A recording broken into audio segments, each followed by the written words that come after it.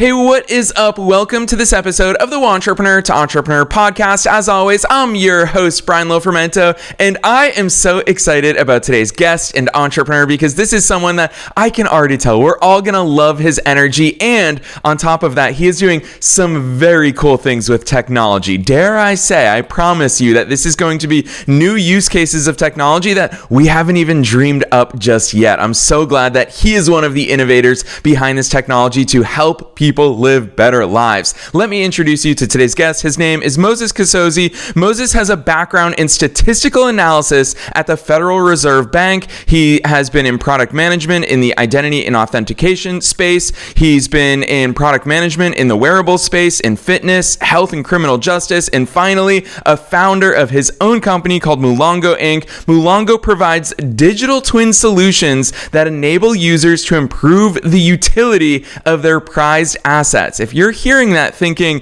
what do digital twin solutions look like? Moses is going to share some really cool stuff with us here today. He also has his first product, which is coming out this year. It's called Oseer, which is a wellness digital twin that will use AI to enable users to reach and maintain their wellness goals. So this is someone who really sees the possibilities of technology and, most importantly, the bridge between technology and making better decisions, living better lives, and pushing society forward, which you all know, that's my favorite use case for entrepreneurship. So I'm excited about this one. I'm not going to say anything else. Let's dive straight into my interview with Moses Kasozi.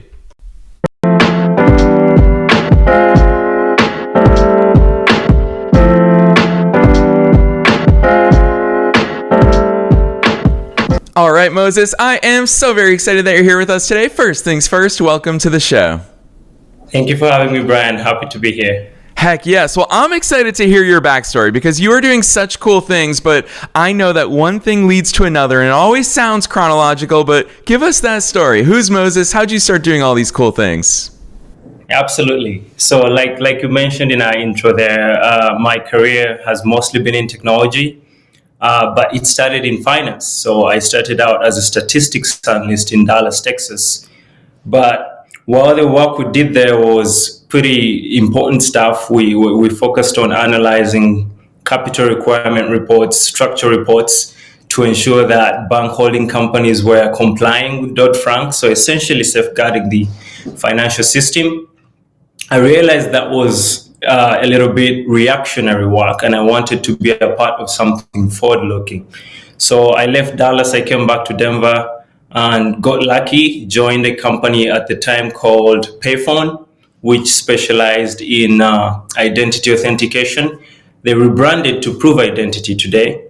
But when I joined, they had about 60 employees.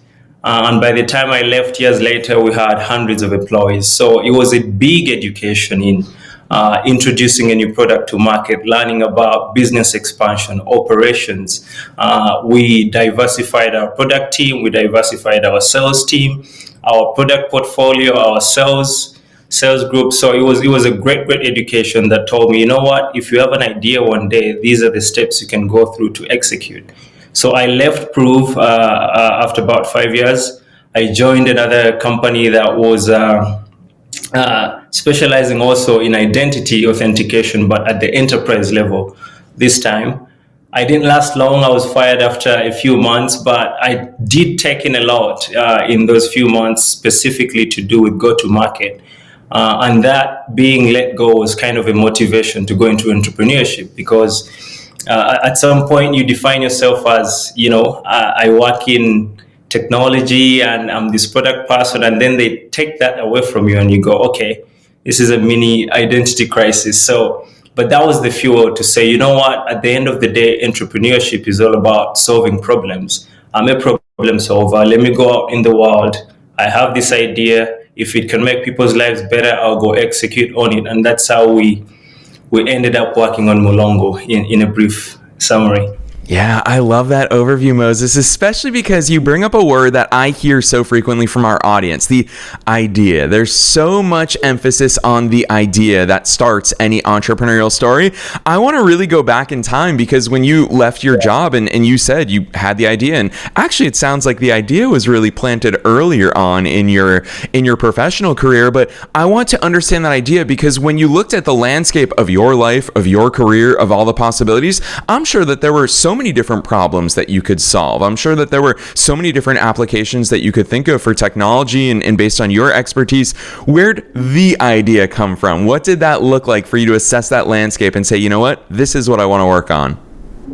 Yeah, so I've always been being in technology. One thing that actually impressed me a lot was the efficiency with which we manage digital assets, right? So if you think of a typical technology company, the production code has several variations of it in the background. We have, for example, a stage environment, a developer environment where people are constantly iterating to improve and make a better asset. And once they find an improvement there, they push it out to production.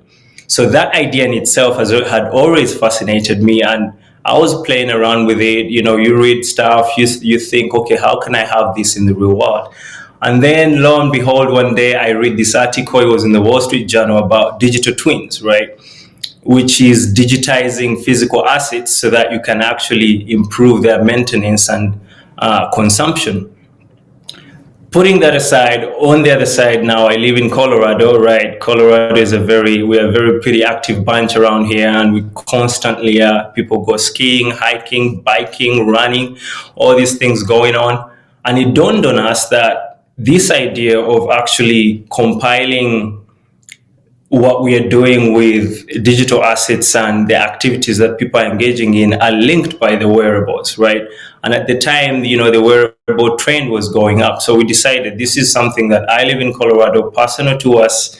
The technology is there. It's now a matter of combining the technology and the things that people are doing to provide this solution. So that kind of built up to the idea.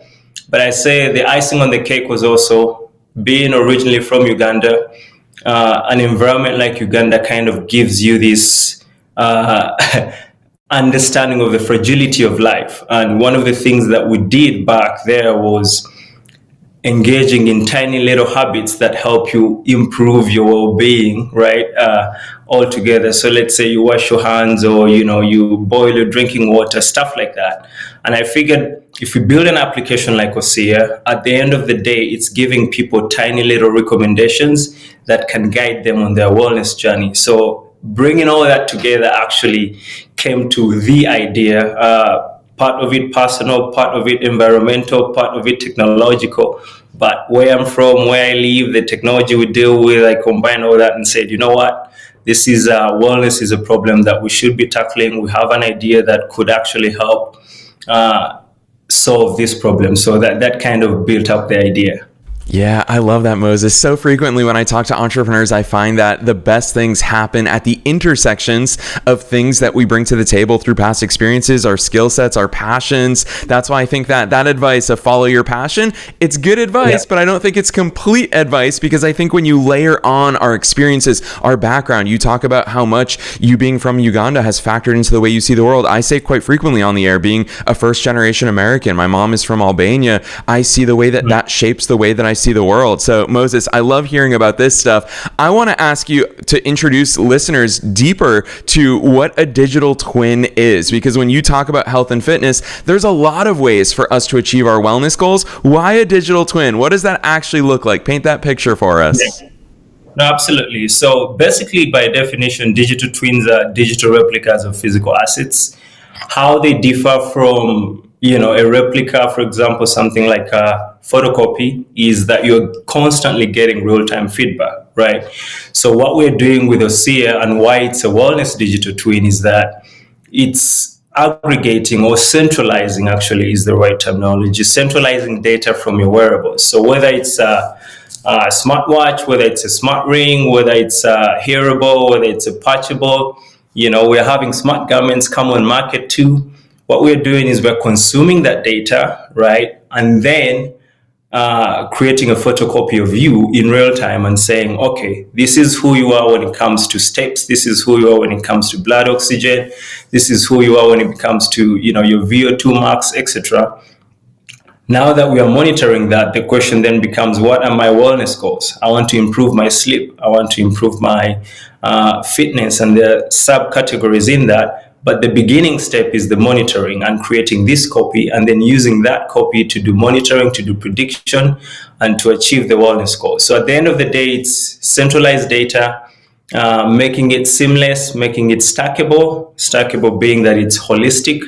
It encompasses your health, your fitness, your sleep, your mindfulness, your nutrition, and then using that to actually answer your wellness goals, right? And we can get into some of those goals, and then doing things like prediction. So digital twins in a way is putting a terminology on the technology. So many applications are existing right now that are doing something similar, but the real timeness is what makes it a digital twin. There has to be that constant feedback between your wearable and this digital version of you. Yeah, and I think it's so cool. As someone who, fellow Apple Watch user like yourself, I find it's really cool that we're just always amassing data. And the cool thing is that we've actually been doing this for more than a decade at this point, whether we realize it or not. It's cool that now we're at the point where we're able to use that data, which is the most powerful aspect of data, not just collecting it or having it. So Moses, introduce us to the AI aspect of it, because I'll tell you this, it's fun being a podcaster because I hear from a lot of people every single day. And I feel like we've reached this point in the AI arc where everybody just assumes anything that happens with technology, oh, that's AI. Even if it's, a basic algorithm that Amazon has used for ages. Now people are saying, oh, they use AI. And of course, we all use AI in very different ways. What's the AI component to this? What is enabled thanks to the powers of AI that we maybe didn't have, 20 years ago? Absolutely. So one of the use cases we've found so far when we doing interviews with our future users is that we ask them how they've been using LLMs, for example, right? These large language models, things like ChatGPT, Gemini, DeepSeek now, etc. And we've found that one of the things they do constantly is they get their vitals. So, for example, I get my weight, my blood oxygen, my heart rate, average heart rate, median heart blood oxygen. I feed that into the LLM and I ask the LLM, how do I compare to my peers? How do I compare to people my age? It tells me how I compare. Am I, mid-average, below average, better than average? And then the next question people are asking is, how do I improve a given category? So how do I improve my sleep compared to my peers? How do I improve my mindfulness compared to my peers? And what we are, to quickly answer the question there, is with Oseer, AI is going to come in the recommendation engine specifically. So we have metrics that will be spewing out to help users track and improve. But also we have a recommendation engine, which is going to be the bread and butter of our application of Oseer to say, all right, Moses, you actually walked 10,000 steps today. This is what you can do to improve your body preparedness for tomorrow. Or if you want to engage into that high intensity activity, here is the things you could do. If you improve if you increase the number of steps by 200 more steps, it will leave you in this category. So our recommendation engine is going to be our bread and butter. And with that engine, we are leveraging a lot the large language model. Specifically, we're going to be using Gemini in this particular aspect. So if you look at the workflow, AI for us is coming in at several levels. One, at the data generation level, because a lot of the wearables right now are leveraging machine learning in calculating steps, in calculating blood oxygen and all that. So those processors are leveraging AI. And then once we get the data going through our algorithms, we do the metric analysis that is going to tell you where you lie in terms of body preparedness, energy levels, stress levels, muscle metrics. Then we feed that into the large language model, and then we ask the large language model to actually give us those answers regarding comparison to your peers and some of the things that you could do to recommend to improve. So AI is going to come in specifically with our recommendation engine, specifically leveraging the large language models. Yeah, I love that, Moses. It's so cool. To me, this is the way that we need to be moving in that direction. Everyone is just giving AI basic prompts and it just spits out generic answers from its training. But to have it assess our real likenesses, our real data points in real time to give us actionable insights, I think that's where the real value of AI comes when it comes to synthesizing all of this data that we've been collecting. So hearing you talk about that, a lot of people might be thinking, well, Moses, you are building a product in the wellness space, which is obviously a very crowded space. Where does this product live? What's the actual use case? Is it an app that lives on our phone and takes that data from different sources? Is it a software program that we can fire up on our computers? Paint the picture for us of what Oseer looks like. Absolutely, that's a very, very good question. So primarily it's going to be an app on the phone because we are looking at that integration with wearables and looking at the notion of us bridging the gap between activities that people are engaging in and their wellness goals. It has to be something that is mobile. So it's going to be a mobile application. But to go back to the point of the wellness landscape that you made there, it being a crowded space, when we're engaging with our future users, one of the things that we're finding is people are looking for a solution that is seamless, stackable, and hyper personal, right? So can I bring my own device? You know, you and I are big fans of the Apple Watch, but some people like the Garmin, some people like the Oura Ring, some people like the Samsung Ring, some people like the Fitbit. So can I bring my own device and achieve the same goal? And then seamlessness. So that's seamlessness. And in terms of stackability, a lot of the solutions in the wellness landscape today are very segmented. So you have sleep-specific solutions, fitness-specific solutions, mindfulness-specific solutions.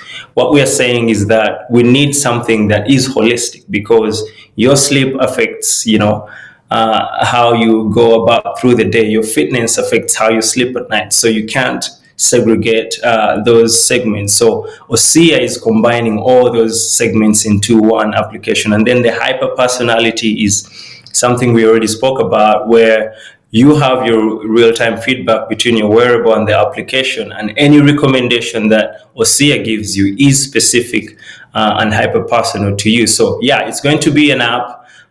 We have an entire brand around the Oseer application, leveraging some of the activities that we do here in Colorado, but it will live in the App Store. It will connect to any wearable there is out there, and it will help users bridge that gap between the true goals that they want to achieve while engaging in some of the activities that they enjoy to engage in.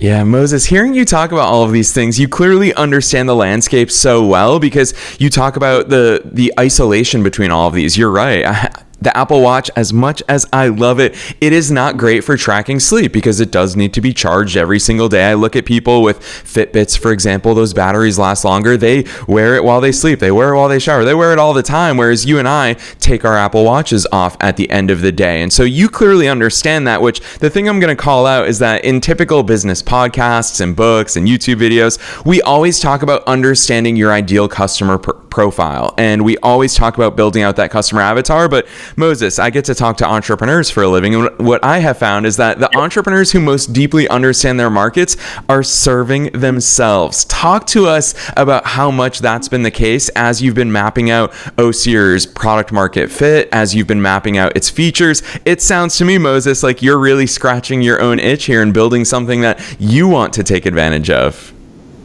No, absolutely. And you know, Brian, you make a good point, because without understanding the market, it's like you're solving a problem in isolation. So you have to be in the weeds, understand the market, how people are using it. And for us specifically, this is a growing market. So for example, if you look at Apple released statistics last year saying most people who wear the smartwatch either received it as a gift, Thanksgiving or Christmas, and you got this watch.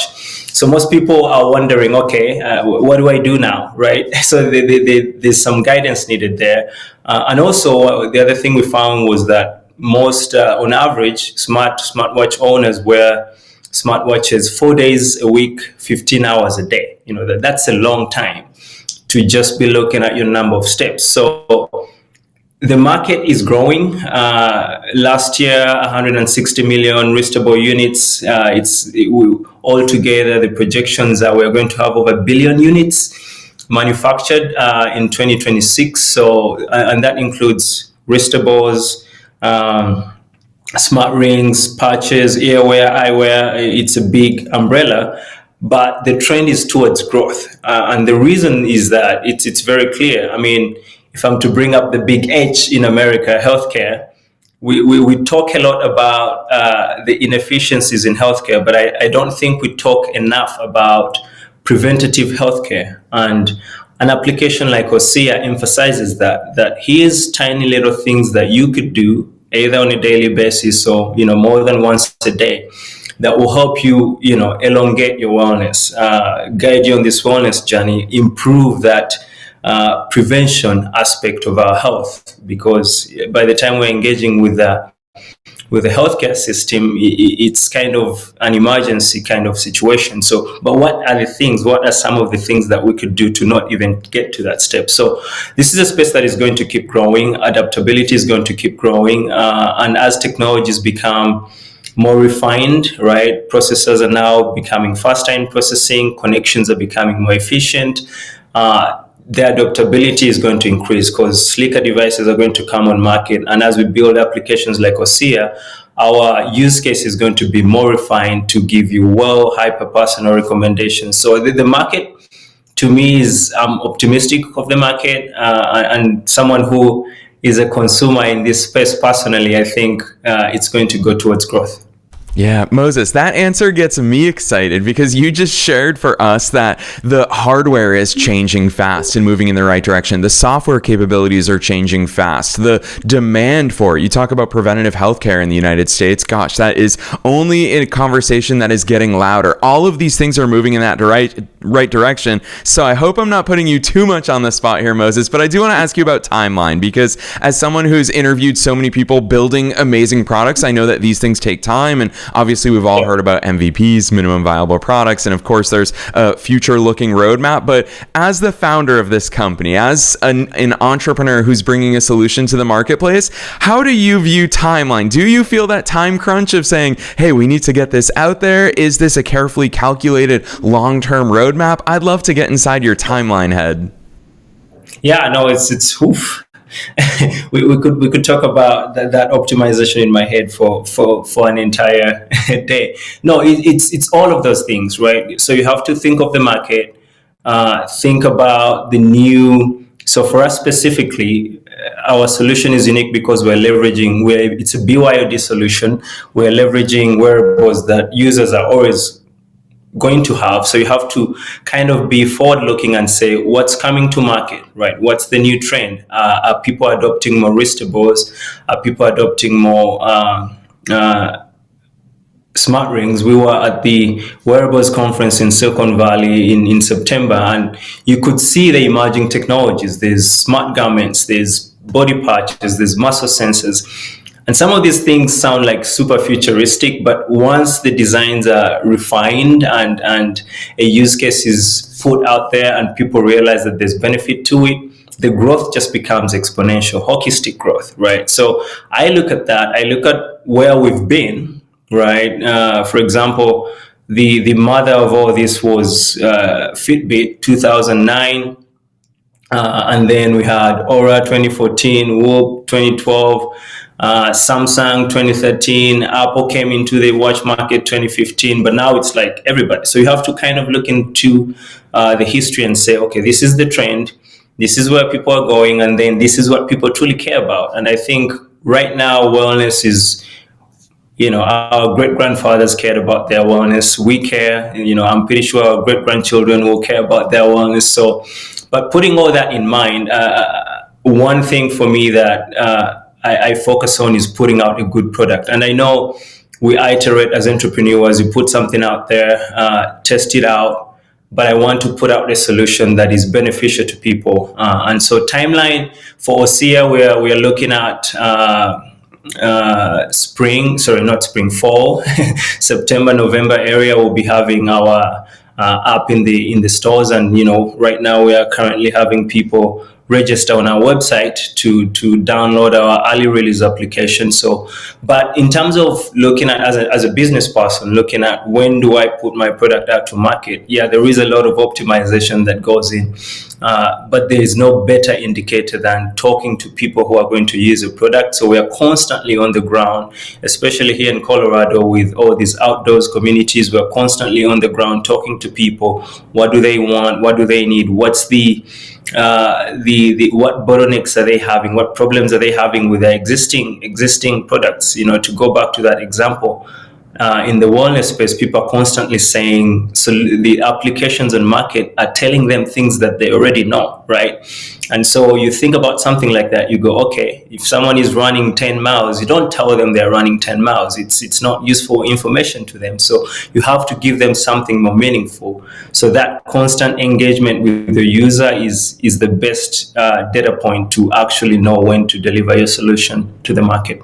Yeah, Moses, most listeners can't see you and I right now. Obviously, you and I can see each other, and it was written on your face. As soon as I asked about timeline, you immediately were like, gosh, I think about this every single day. So I am going to totally push there a little bit deeper and put you on the spot. As an entrepreneur now, obviously, you've had an amazing career up to this point that gave you so many skills and perspectives and experiences in order to launch and create the things that you're doing.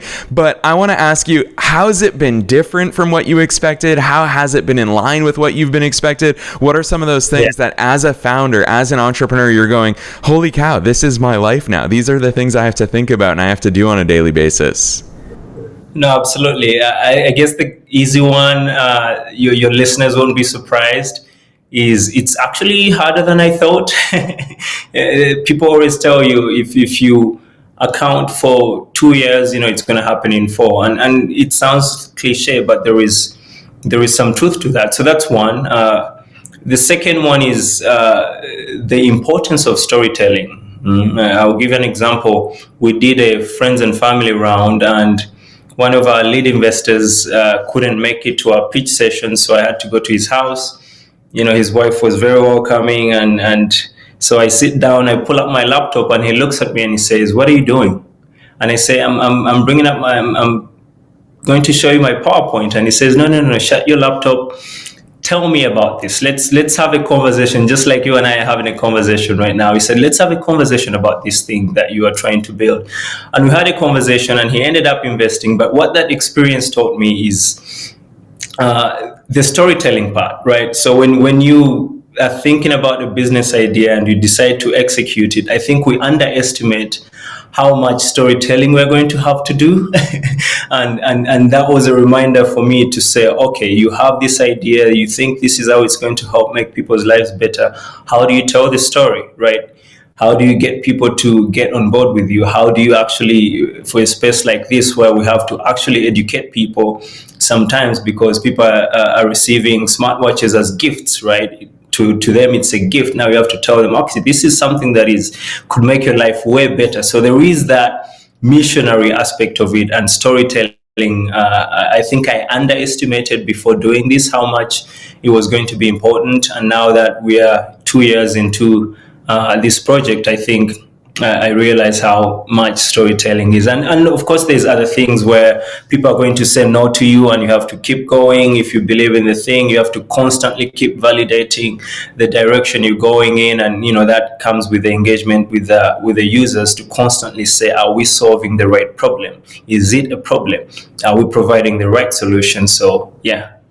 Yeah, that's the real stuff, Moses. I love you went there right away as it's harder than I thought. And then I love that storytelling component and that real life story that you introduced us to, because we need to remember, I'm going to blame pop culture, because when we turn on the TV, we see the Shark Tanks of the world where everyone just wants to understand your revenue numbers and they want to see these formal pitches. But at the end of the day, it's humans doing business with humans. And especially in your case, Moses, huge kudos to you. I'm such a big fan of your work because you're bringing real solutions that makes people's lives better. So I love what you're up to. Love the way you showcase that reality of being an entrepreneur and a founder. And you already know, I'm going to put you on the spot one last time here today. I always love asking this question at the end of every interview because it's super broad and you can take it in any direction you want. And that is, what's your one best piece of advice? Knowing that we're being listened to by both entrepreneurs and entrepreneurs at all different stages of their own growth journeys, what's that one thing as a fellow entrepreneur that you want to impart on them today? Absolutely. It may sound cliche, but I'll tell people, if you have an idea out there, if you even think it's going to make two people's lives better, execute on it. Get that idea out of your head. Go get into the arena, start working on it. You'll be surprised by the things you find when you start executing. I know people famously have said 80% execution. So much truth to that. Once you go get your boots on the ground and start working on the thing that is in your head, you'll be surprised by the power of that. Yeah, Moses, one thing I want to call out there, because obviously a lot of times listeners are encouraged to go out there and take action, but you said something that I think is so powerful, and it's so clear to me how much you embrace this. And you said, if you can make two people's lives better, go do it. It's not about you. We don't all have to have businesses that impact 200 million people or 2 billion people. If you can make two lives better, it is a worthwhile endeavor. And Moses, I can very confidently say that you've more than delivered on that promise here in today's session. And of course, on a way more macro scale, all the things that you're doing with your business. So I also know that listeners will want to check all that out and stay in tune with when you're launching it publicly to the world later this year. So drop those links on us. Where should listeners go from here? Absolutely. So yeah, oseerapp.com, oseerapp.com. Two calls to action. If you've enjoyed our conversation here, me and Brian here, go please subscribe on our website for early access to Oseer. If you believe in our mission, Wellness Digital Twins, to revolutionize the wellness landscape, feel free. We are crowdfunding as well on our website. Feel free to click that invest link, $100, $200 to the cause. That would be amazing. But yeah, check out the website, oseerapp.com. You can find me on X. You can find me on LinkedIn, Instagram, all the other avenues will be there. Oseer is there as well in the wellness communities. And for those in Colorado, feel free to reach out if you want to go for a hike, run or whatever. I'm down for any of that. Yes, I love that. The moral of the story, listeners, don't be shy with Moses. You see how much he absolutely loves this stuff, and you already know that we're making it as easy as possible for you to find all of those links down below in the show notes, no matter where it is that you're tuning into today's episode. Moses, I'll take you up on something in real life, but only when it's finally warm out in Colorado, so you'll have to keep me posted on that. Otherwise, Moses, on behalf of myself and all the listeners worldwide, thanks so much for coming on the show today. Thank you for having me, Brian. I enjoyed it.